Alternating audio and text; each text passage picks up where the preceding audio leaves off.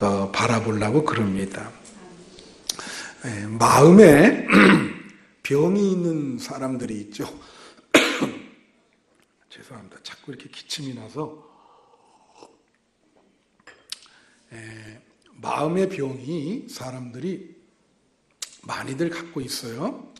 그 중에 하나가 사람과 사물을 믿지 못하고 계속 의심하는 그러한 병을 갖고 있는 분들이 있습니다. 참 안타깝죠? 이 세상이라고 하는 것은 기본적인 믿음과 신뢰가 있어야 살아가거든요. 근데 그 기본적인 믿음과 신뢰가 없기 때문에 의심을 하게 되고, 그러다 보니까 자기 삶도 괴롭죠.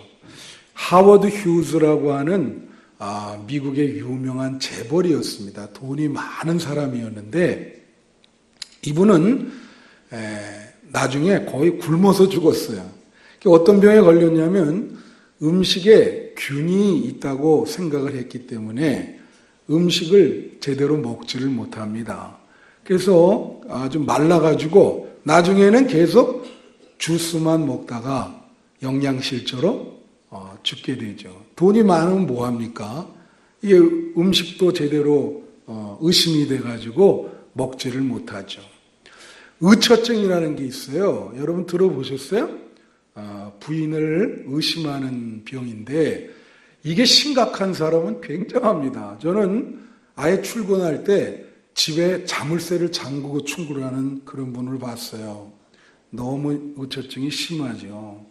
부인을 전혀 부인이 그런 마음도 없는데 자꾸 좀 다른 남자나 이런 사람을 만난다고 상상을 하는 그런 병이에요. 이게 무서운 병입니다. 의부증도 있을 수 있죠. 이런 의심을 하는 병이 심해지면 이 심리학에서 이걸 뭐라 하냐면 편집증이라 그러는데 영어로는 파라노이아라 그렇게 얘기합니다. 그래서 이것은 전혀 그게 없는데 자기가 그 사실을 확신을 하고 자기가 증거를 만들어요, 자꾸. 그래서 이게 점점 심해져 가지고 이제 그것이 바로 편집증 증세다.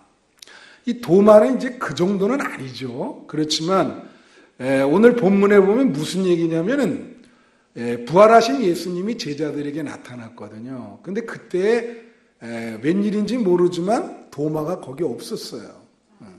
그래서 도마는 부활하신 예수님을 보지를 못했습니다. 다른 제자들은 다 뵀죠. 그래서 도마에게 예수님이 부활했다 그렇게 얘기를 하니까 이 도마는 도무지 믿지를 못하는 거예요. 그리고 하는 말이 내가 내 손가락을 못자국에 집어넣고 내 손을 옆구리에 예수님 옆구리에 이렇게 집어넣어서 확인하기 전까지는 못 믿겠다. 8일 후에 제자들이 다시 모였거든요. 거기에 예수님이 또 나타났어요. 제자들은 믿는데 또 거기서도 이 도마가 예수님 못자국을 만져봐야 된다. 옆구리에 손을 넣어봐야 된다. 이러는 거예요. 예수님이 그래 그렇게 해봐라. 그래서 다 이렇게 만져보고 넣어보고 그리고 믿음이 회복이 돼서 주는 나의 하나님이십니다. 고백을 하죠. 그때 예수님이 29절에 뭐라고 얘기를 하냐면 이렇게 얘기합니다. 너는 본고로 나를 믿느냐? 보지 않고 믿는 자는 참으로 복되도다. 여러분 예수님은 안 보이잖아요. 그죠?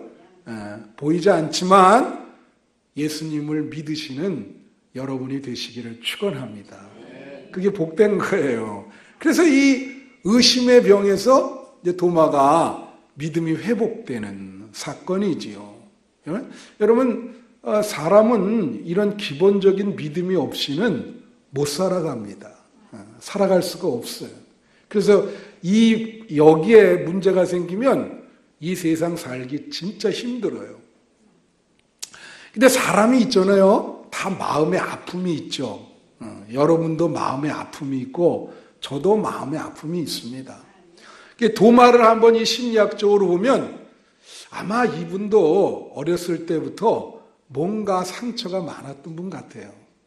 그러니까 제자들은 다 정상적으로 반응을 하는데 이 친구는 뭐 예수님을 보고도 내가 손가락을 넣어봐야겠다 그렇게 얘기를 하니까 약간 도가 지나치죠. 그래서 마음의 상처가 아주 있는, 어렸을 때부터 어떻게 자라는지는 우리가 추측할 수 없지만 상처가 있는 사람이 아닐까 이렇게 추측을 해봅니다.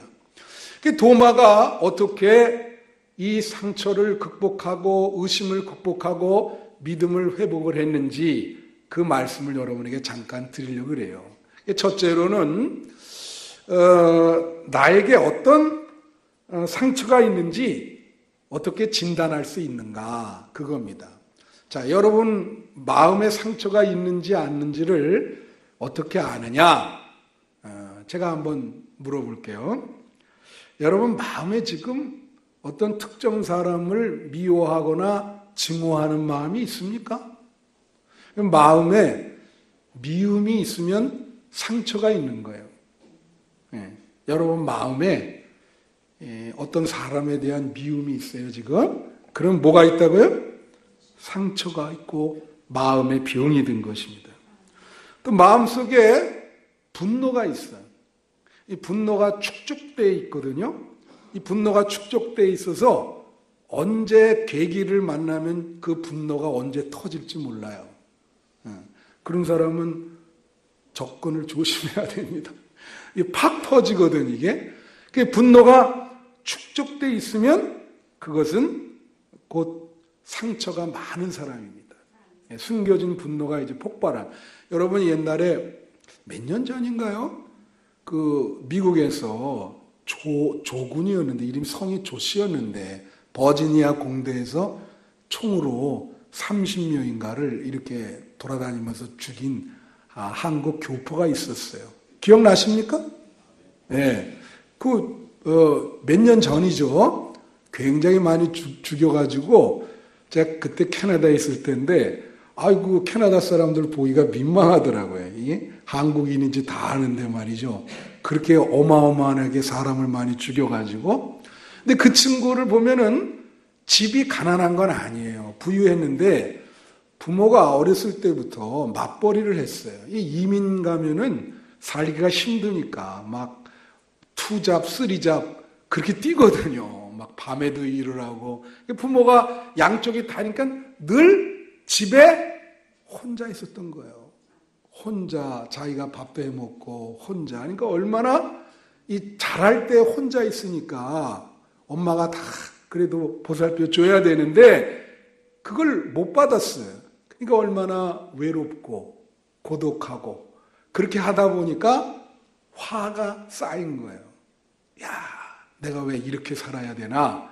그래가지고 작정을 하고 곤충을 사가지고 애꿎은 그냥 대학생들을 무차별하게 죽이게 된 거죠. 그래서 우리 마음을 진단해야 됩니다. 열등감이 많은 사람이 있어요. 이 열등감 매사에 자꾸 열등감이 있어가지고 자신감이 없어요. 이분도 상처가 많은 거예요. 자신감도 없고 늘 열등감 속에서 자기를 자꾸 학대해요. 자기를 이렇게 잘 그래도 사랑해줘야 되는데 그러면 이건 상처가 많죠. 여러분 보면은 그 영화 있잖아요. 아마데우스에 그 모차르트와 살리에르라고 나오죠. 원래 살리에르가 더 정통 음악가인데 이 모차르트랑 같이 있는데 이 모차르트는 말이에요. 뭐 한 10분만 해도 명곡을 막 이렇게 작곡을 하는 거예요. 이렇게 그건 자기가 한 1년 해도 이거 못할 일을 그렇게 해요. 아예 뭐 악보도 다 암기하고 그러니까 이렇게 보니까 너무 질투가 나는 거예요. 그러니까 어떻게 이거 질투가 나니까 막 자기 삶을 괴롭히고 그 정도 위치도 행복한 위치고 행복한 삶인데 모차르트랑 비교를 해보니까 이건 아무것도 아니에요. 그러니까 자꾸 자기 자신을 괴롭히죠. 불행한 삶을 살면서 비교하고 그렇게 된단 말이지. 그러니까 마음에 병이 들게 돼요. 여러분, 우리는 일평생 수많은 사건과 수많은 관계 속에서 살아갑니다. 거기에 상처를 많이 받게 돼요. 마음에 아픔이 있죠. 병이 드는 거예요. 그래서 여러분도 크고 작은 상처가 여러분에게 있을 겁니다. 저한테도 있고. 그래서 내가 상처가 있구나. 이것을 인정을 하셔야 돼. 내가 상처가 있다. 두 번째, 이런 상처는요, 반드시 치유가 돼야 됩니다. 이거 치유 안 되고 그대로 갖고 있으면 인생 살기가 참 힘들어요. 왜 그러냐? 상처를 치유하지 않으면 그 사람 마음과 단계가 어디에 머물러 있냐면 그 상처 받을 때의 그 상황에 머물러 있습니다. 그래서 항상 그 생각해요. 무슨 일이 나면 그 상처 받을 때 상황으로 돌아갑니다. 그래서 그거에 대해서 반응을 하고 사소한 거에 대해서도 예민한 반응을 보이게 되는 거예요. 제가 어떤 목사님 이제 그 밴쿠버에 있을 때 치유 사역을 하시는 목사님이세요. 그분이랑 참 가깝게 지냈었는데 그분 이런 얘기를 해요. 어렸을 때 너무 가난해가지고 신발을 제대로 사주지를 못한 거예요, 부모가. 그래서 여러분 기억나잖아요. 이게 신발 이렇게 바꿔 신고 가잖아요. 그죠?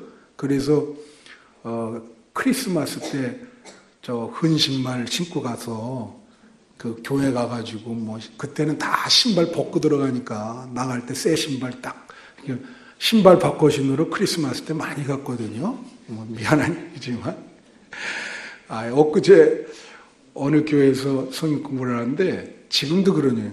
어떤 목사님이 여자 목사님인데 나가는데 보니까 먼저 목사님이 신발을 바꿔 신고 갔어. 그래서 아니 요새도 이런 일이 일어나네. 그러니까 막 전화 걸어가지고 빨리 다시 오라고 내 신발 신고 갔다고. 아니 제정신입니까? 이거 신발도 제대로 못 신냐면서 막 그런 걸 옆에서 봤는데 그 신발을 제대로 부모님이 사주질 않은 거예요.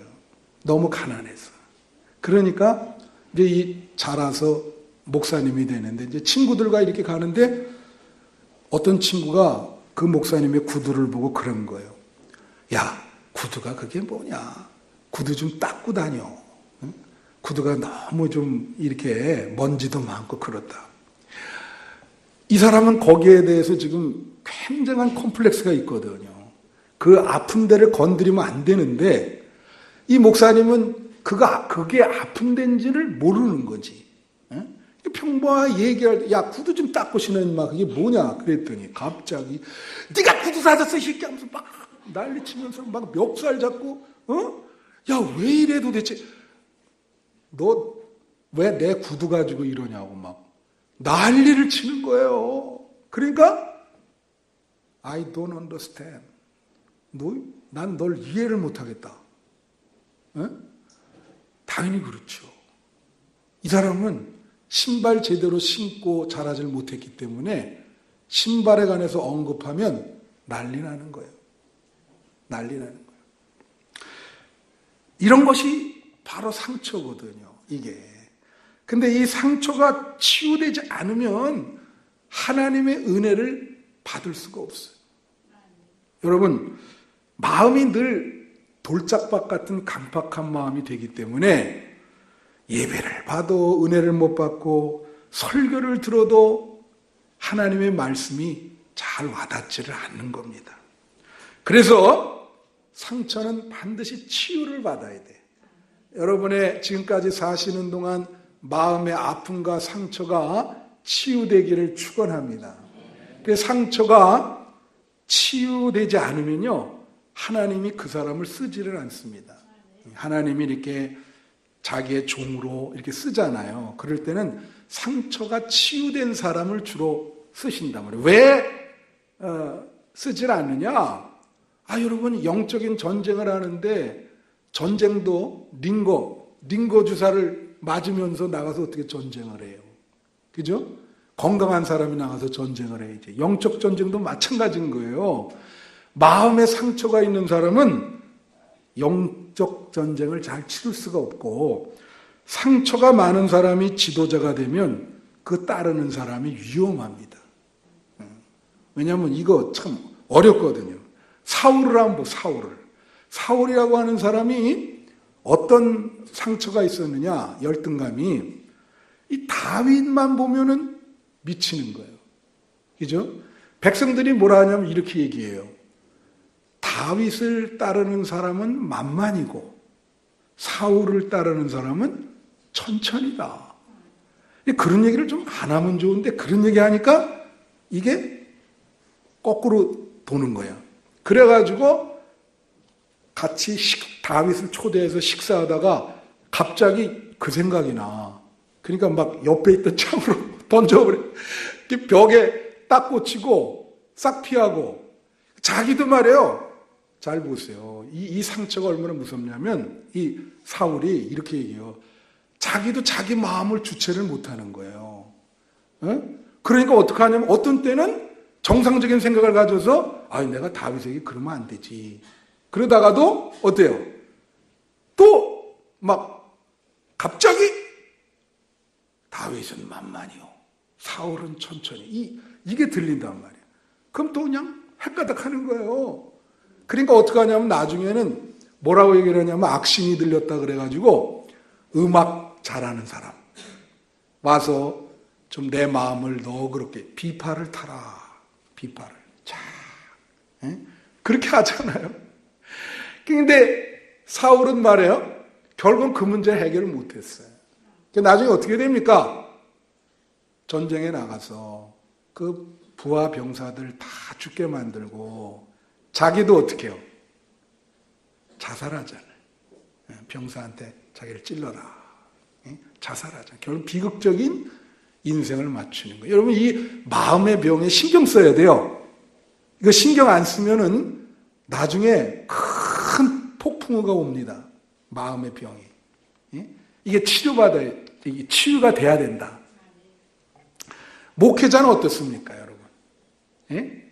저를 얘기하면 목회자도 상처가 있죠. 여러분 이런 게 목사가 교우들에게 상처를 줄 수 있어요. 교우들도 목사님에게 상처를 줄 수 있어요. 이거는 서로 주고받는 거예요.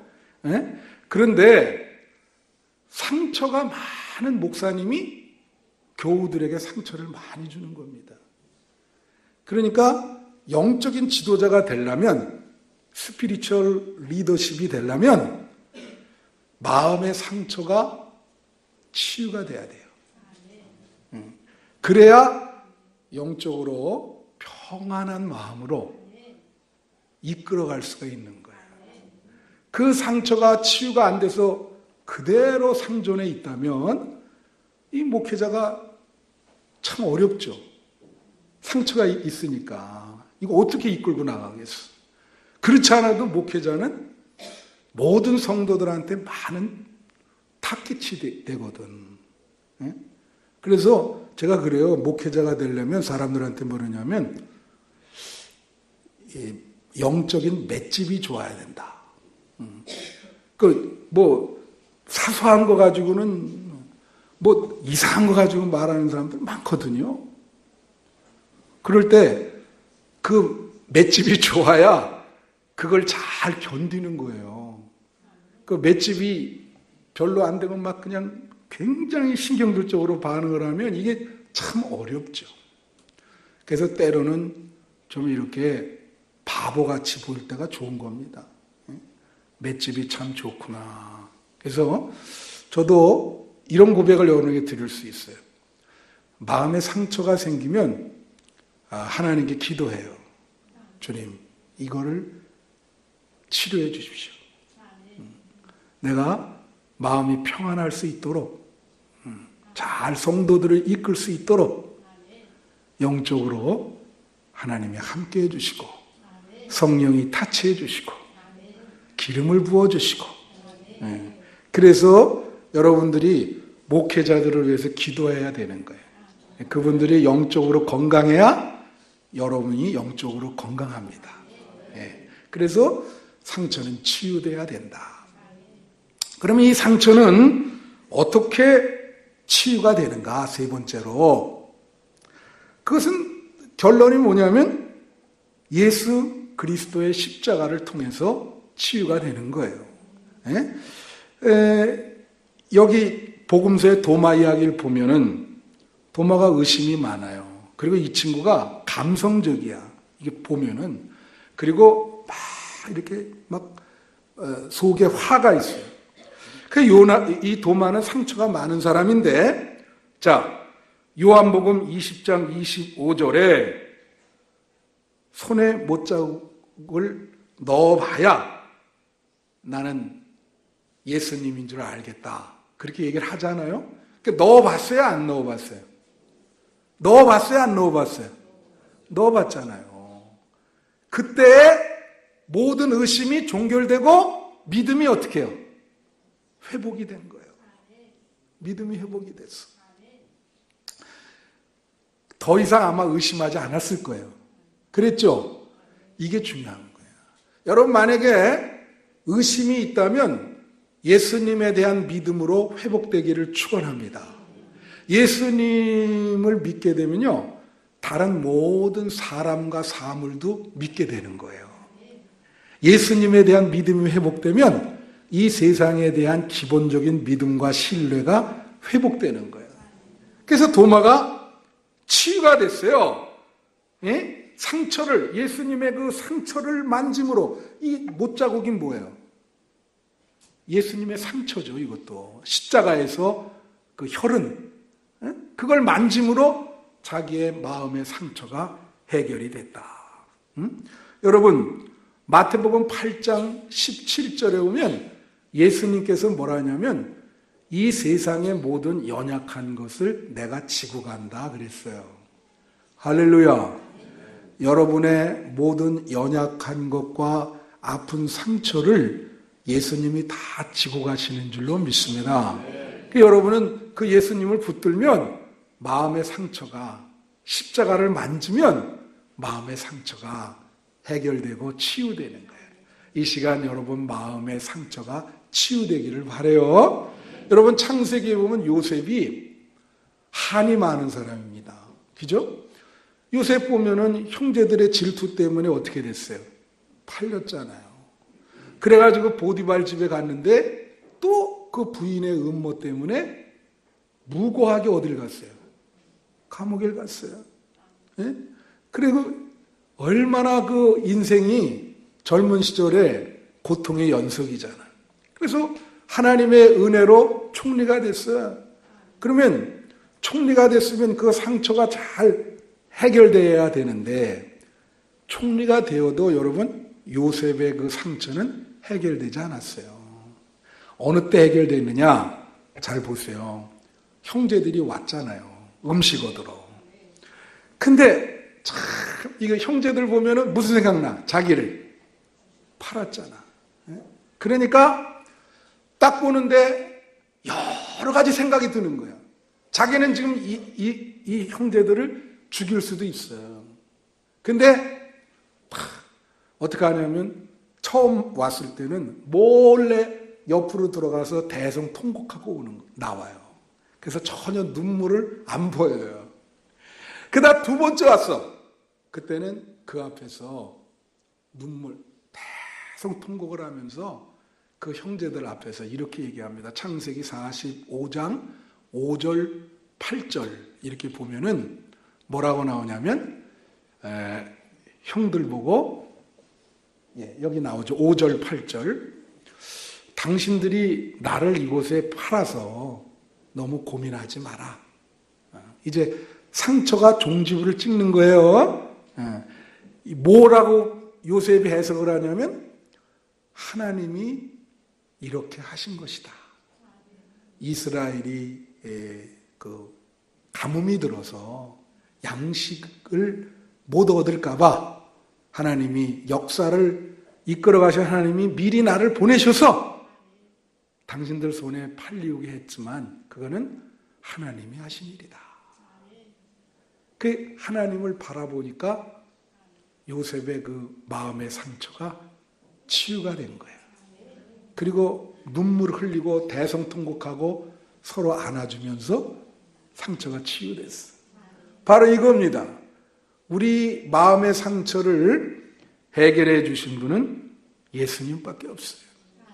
그래서 여러분 만약에 어떤 마음의 아픔이 있다면 교회에 자주 와서 기도하시고, 제가 언제 한번 얘기했죠. 제가 잘 아는 그 시카고의 어떤 여자 권사님, 그 세탁소 하는 분 얘기했죠. 그 이민을 가자 그래서 갔는데 공항에서 남편이 도망갔다고 아마 여러 번 얘기했을 거예요. 물론 잘 해결됐죠. 근데 이분이 그거에 대한 마음의 상처는 계속 있을까요, 없을까요? 있죠. 그분이 한번 간증하는데 교회에 나와서 신앙생활 했는데 한 수년 동안 그 문제가 해결이 안 되는 거예요. 너무 마음에 너무 큰 거예요, 이게. 그러다가 교회 오면은 막 웃기도 했다가 울기도 했다가 실성처럼 이렇게 하다가, 그다가 어느 날 교회에서 정말 주님을 소리 높여 부르면서 기도할 때 그 마음속에 이 문제가 해결되고 예수님이 그러더래요. 여기까지다. 여기까지다. 너를 인도하신 분이 하나님이시니까. 그래서 그 상처가 다 해결되고 이제는 정상적인 믿음의 사람으로 참 교회에 충성을 다하고 살아가는 거예요. 여러분, 상처가 깊을 때는 깊을수록 주님을 더 많이 붙들어야 돼. 세상에 가서 그 문제를 해결하려고 그러면 해결되지 않습니다. 예? 도마에게 믿음이 회복된 것처럼 상처가 깊을수록 어떻게 해요? 주님을 더 많이 붙들고 소리쳐 막 하나님께 기도하고, 그럴 때 여러분의 상처가 해결될 줄로 믿습니다. 상처 많은 분들 교회 오세요. 그리고 주님께 목 놓아 기도하세요. 여러분의 상처가 반드시 해결되고 주변의 모든 사람들에 대한 믿음이 회복될 줄로 믿습니다. 기도하겠습니다. 우리 한 3분 동안만 통성으로 우리 상처가 십자가를 지신 예수님의 그 혈흔을 통해서 치유될 수 있도록 3분 동안만 기도하겠습니다.